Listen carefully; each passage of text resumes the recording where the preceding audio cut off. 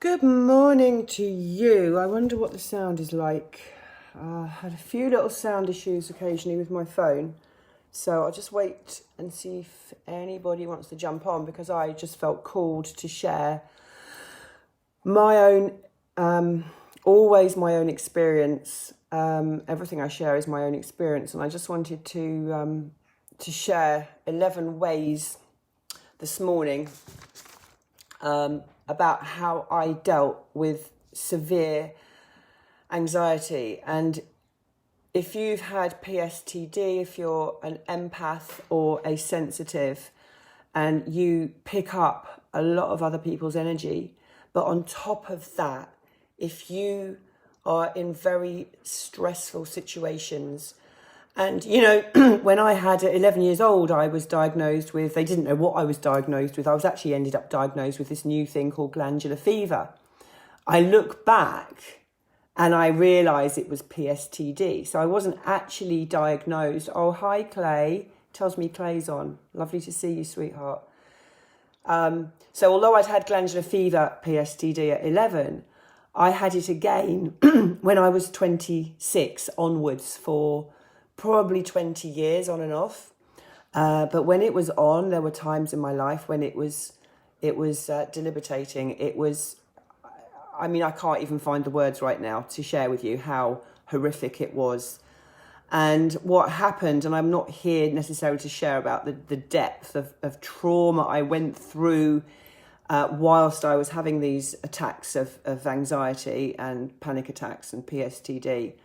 But what I will say, and what I'm going to share in this video, is some of the immediate actions I took when I was having an attack. And I hope it will really help some of you. And if you know anyone who would like this information, please share it. So the first thing I'm going to say is to the very first thing, I think, that the number one thing that really helped was to breathe, to make sure I was breathing, to consciously breathe. And I know people talk about breath all the time.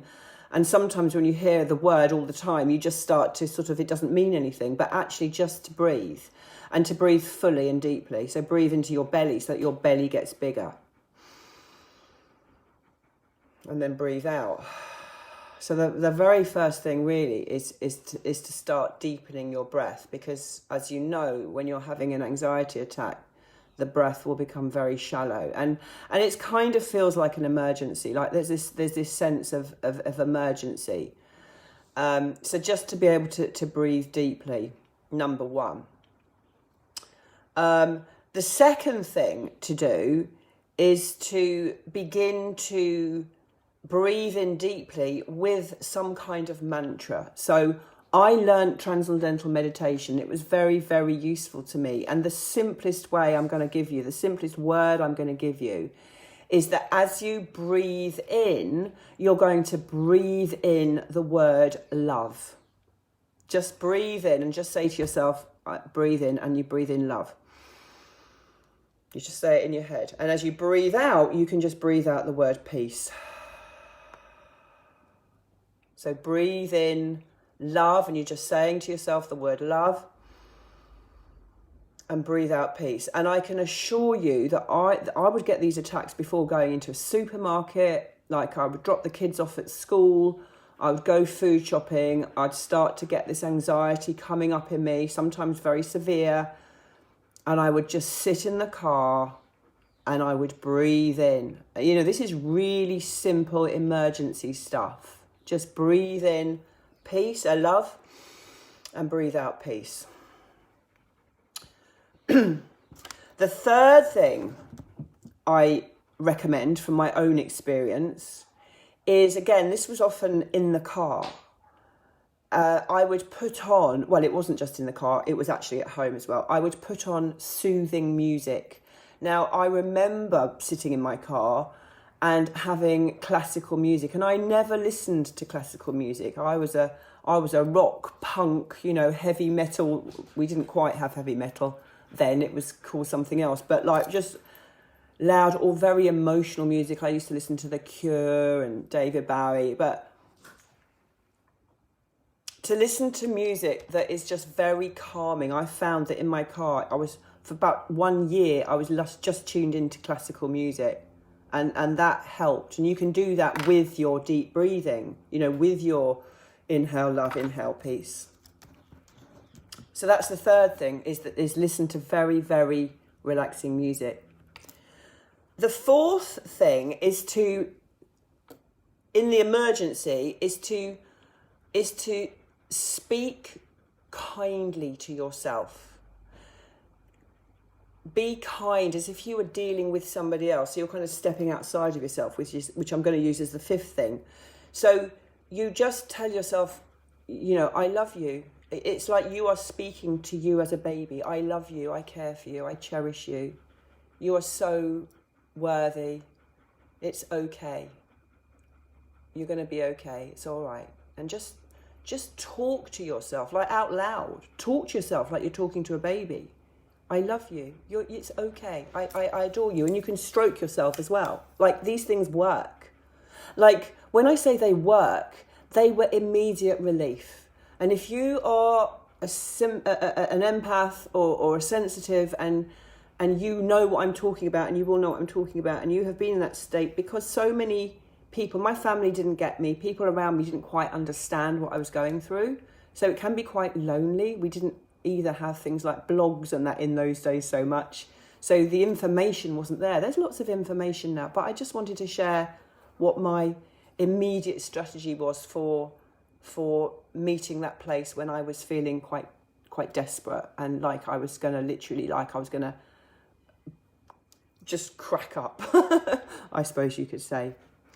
So the next thing, I think this is the fifth thing, is to be able to actually detach yourself from the situation. And this is where your whole spiritual life may even begin, or you may start to delve deeper into what it means and what duality means, because actually you are not your body, you are not your mind, you are not your emotions. So you can step out and you can look at this person, this human being who's having this human experience, and you can detach yourself from that situation. Now, it's not always easy when you're right in the center of it. I will honor that. It's not always easy to do, but with practice, you can, even if it's like one little piece of string, like if you were a puppet, being this sort of this human being, and everything broke and you were hanging on by one string, like just find that little one string to pull yourself out of this person that you think you are, and just see it from a perspective that is outside of you. So you're watching this beautiful human being having this human experience, who's having an anxiety attack, and just love her or him. Just love her or him whilst listening to your music, whilst doing your breathing. Like, these things can be layered up and added or done individually, however feels like good for you, because you will find your own way of coping. But I just want to honour that it is not easy, it is possible, and that you will get through it. If I got through it, anyone can get through it, because mine was freaking severe. It was it's not an easy thing, but it does actually grow you spiritually. And if you are a sensitive, you've got powers that you can use. So it's really good to have the experience of what you will go on and help people with as well. So don't forget that. You came here to experience that. Now, this one is probably my favourite one. And I didn't really do this one in the car or when I was out and about, but this was one that you could do at home when you're having a serious anxiety attack. And this one might push a few buttons, but masturbation and orgasm is a really, really soothing way to get oxytocin into your body, to have that feel-good factor. And I know that a lot of women have problems with orgasm.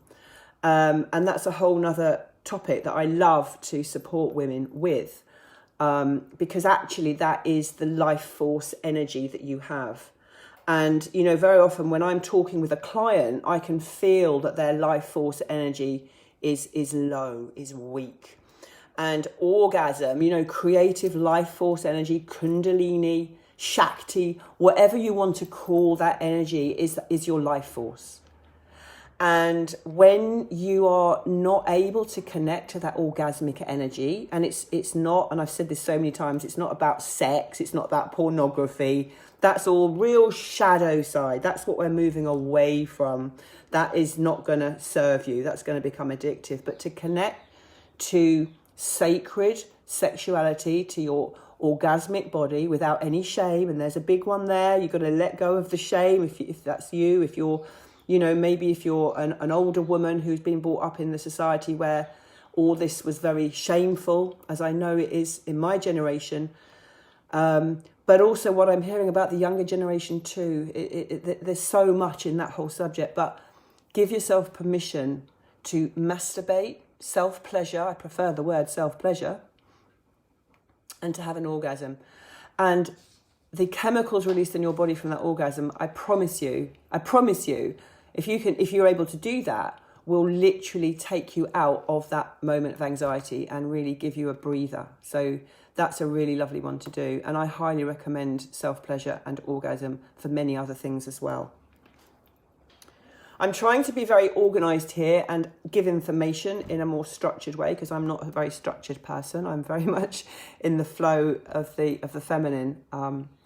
So another one, and I did have 11, is just to touch yourself and bring your hand onto your heart. So you could do that whilst you're breathing in love and breathing out peace. And just be aware of your body. In fact, one of my favourite ones, it was my ex-husband's, it was our best man who sadly passed away very recently. It was Andy, bless Andy. And he gave me a tip. And do you know what? I was so surprised, because it wasn't a spiritual tip. It wasn't breath work or yoga or anything like that, because he wasn't really into any of that at all. But this tip actually really worked. And what it was, he said, all you've got to do, he said, you just got to lift your shoulders up and down and say, so what? So what? So whatever was going on, whatever drama, whatever was going on in my life, you know, and there was always, always something going on. Oh my God. So what? It's an instant relief. It's an instant, and actually it helps take you out of that particular drama or anxiety attack or whatever drama, whatever story is playing out in your life. It's a moment of relief. So you could start to pull these together, you know. And then there's deep relaxation. Like just put some music on, lie down, or even if you've got to sit in the car and just go through your body. It's one of the first things that I experienced when I was going through major anxiety, was going to a seminar, and we did relaxation and just going through, and I teach it a lot, just going through the body, tensing the hand, feeling the hand tense, releasing, tensing the shoulders and releasing. And you just go through the body parts, tensing and releasing. Now that, if you're in the middle of an anxiety attack, I'd probably put that down a little bit if you're actually in that anxiety attack, depending on how bad it is. But it's something you could do for a sort of moderate, you know what I'm talking about, because if you've got PSTD, if you have anxiety, you'll know what I'm talking about. Let me know if you've got any questions. I'm really happy to respond later in the comments. But that's a really good technique, is just going through the body parts, tensing and releasing. Do it whilst listening to the music. You know, maybe do it if you're leading yourself into self-pleasure, having an orgasm. All these practices are going to be sort of like a very quick relief. Long term, you can keep those practices going. I'll just at the end just give a few long term things that you could start doing. Another one that I really got into was aromatherapy, and just to have a couple of oils. This, for example, is lavender. This is an essential oil. And I found that just taking a sniff, I think it's neroli actually. There's one particular oil. I actually ended up starting selling oils. I got so into them, and I was doing talks about oils. And even my talks, people were saying, I'm just calm listening to your talk. Because when you focus on something, the smell, and I think it was neroli, but that was really good, I believe, for the nervous system and to help calm you. And that sense of smell is an instant calm. So this one's lavender, but I believe that I particularly went out and bought neroli. I will double check and put in the comments. So carry it on you, have a smell of it for instant relief for your anxiety. And then the last one I want to mention is karma. Again, this would come down the list for instant, but to understand that we cannot take on everyone else's stuff.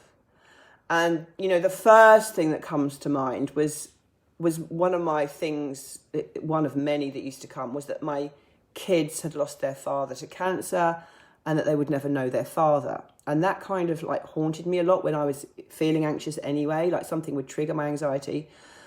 But all those kinds of things, and karma, to understand that each soul has chosen to come in to experience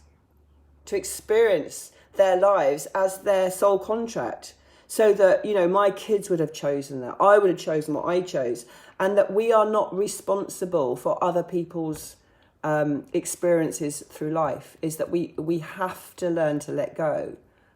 That's down the list when we're talking about immediate relief. But to understand, to understand that everything's happening on purpose, and all we can do is navigate our way through and find tools to take us through this. Because then what happens, you can see a long time later that it's quite an interesting journey being a human being. That's where I'm at. It's like, wow, I went through all this stuff. Wow, being a human, I've had a colourful life. I wouldn't change it for the world. So just being aware.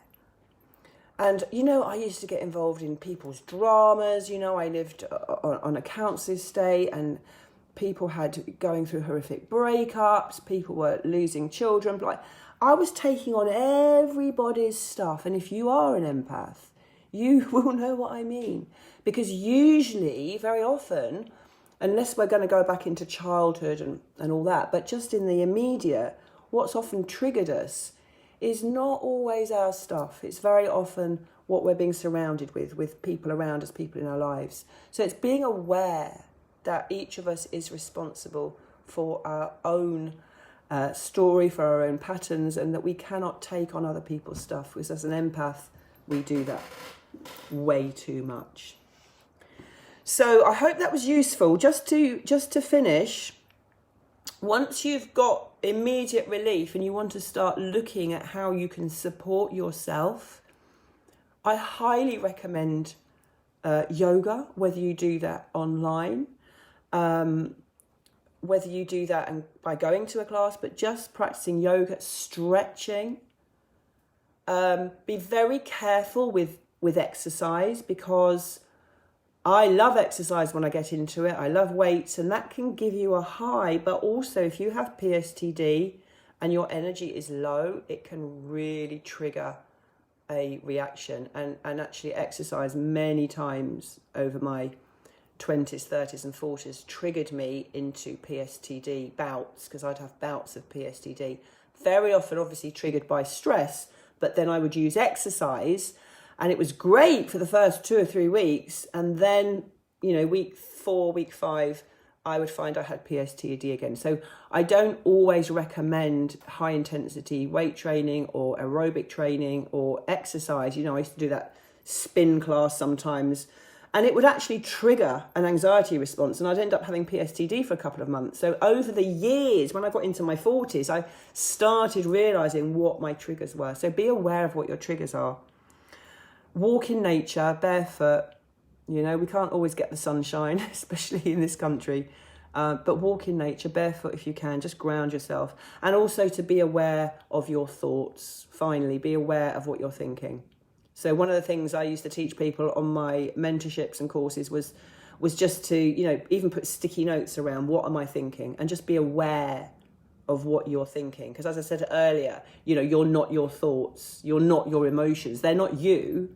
So you, the real you, the higher self you, can actually go inside and say, what is she thinking? What am I thinking? Oh, I was just noticing that I was thinking about, you know, my son who's letting himself go, who's got a problem with drugs, or, you know, and so many of us have these problems in our families. But actually, if you can be aware of what you're thinking and realise that what you've done is you've taken yourself on a whole story and a whole journey of something that might happen in the future that probably will never happen, and you've been so focused on this problem and you're not even aware of it. So you need to step out of it, away from it, to be aware of it. And this is really what mindfulness is all about.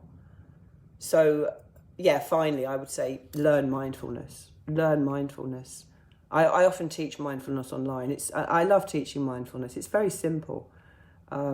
It's not complicated. You don't need to go and get a degree to learn mindfulness. In fact, I would say it's everything that studying and getting qualifications and certificate isn't. It's so simple. It's so simple. We want everything to be complicated, but mindfulness is just so freaking simple. So I hope that helped. I hope I've kept a point. And please share this with anyone who. Thank you very much for watching. Please give this a heart if you can, or a comment, and help my algorithms, because I really want to reach as many people as I can with what I have learned on my journey, because it has been a fascinating journey, and I just want to support people and sending you loads and loads of love. It's not easy, but it's very, very rewarding to learn these practices and then share them with others. So if you've been through anything like I've been through, any of this, I'm sure you already are sharing it with others, but just make sure that you're also giving it back to you, because that's what we tend to do, isn't it? We tend to give out all our energy and then our pot is just empty. So it's having that balance and taking care of beautiful you. Have a lovely day, and see you again soon. Take care.